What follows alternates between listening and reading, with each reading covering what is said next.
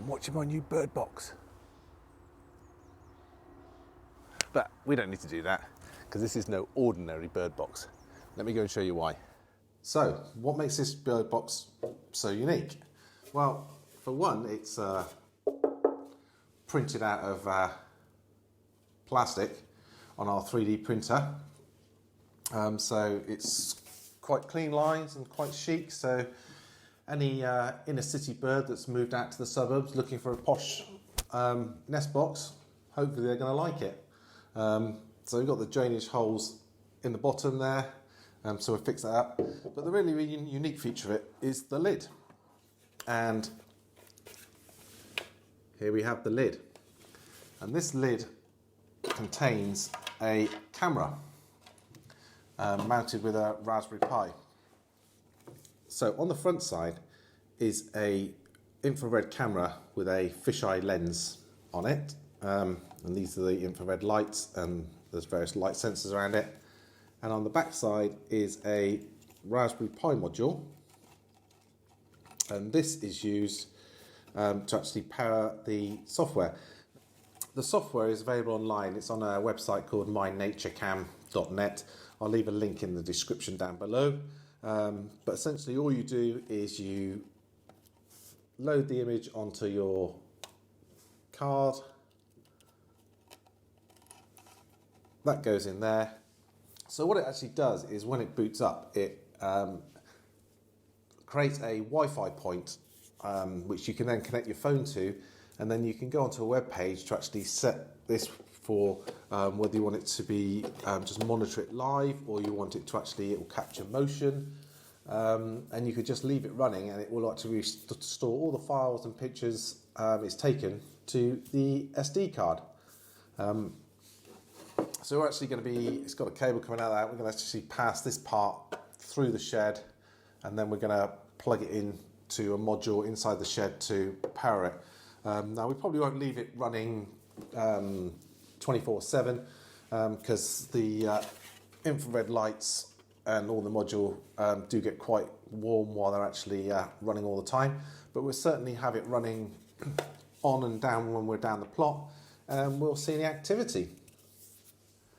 So one of the things we need to decide is which side of the shed we put it on. Well, we can put it on the east side, which is this side, or on the north side, which is this side.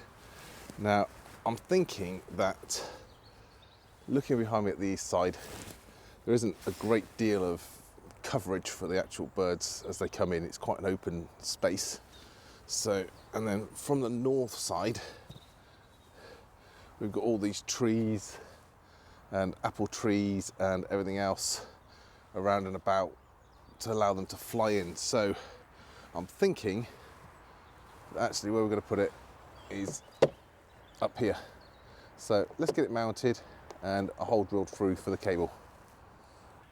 Inside I've run it to a USB car adapter that's like 12 volts to a USB socket, so I can plug the board straight into a USB socket there.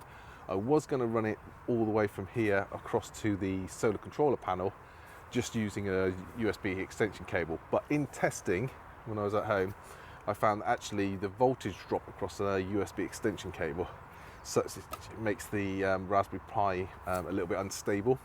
So what I've done is I've fed the 12 volts from the actual solar controller panel and the battery across to a local USB switch, and then hopefully that will sort out any stability issues. But we put a little bit of straw in there just to start it off, and we shall see what comes of it. Okay, so we've got the bird box installed now. So all we need to do is get out the tablet.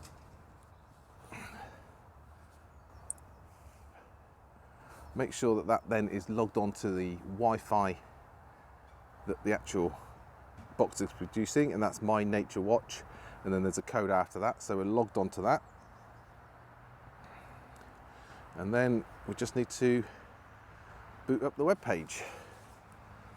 And I don't know if you can see that on screen, but there is the feed from inside the actual bird box, and from there we just press the start video capture button up there, and then that will continue to grab a video of any movement from within the box. And we'll leave that running and see what we get. And of course, any footage that we get, I will post up on the YouTube channel for you all to see. Thanks for joining me today, and I'll see you again soon. Bye.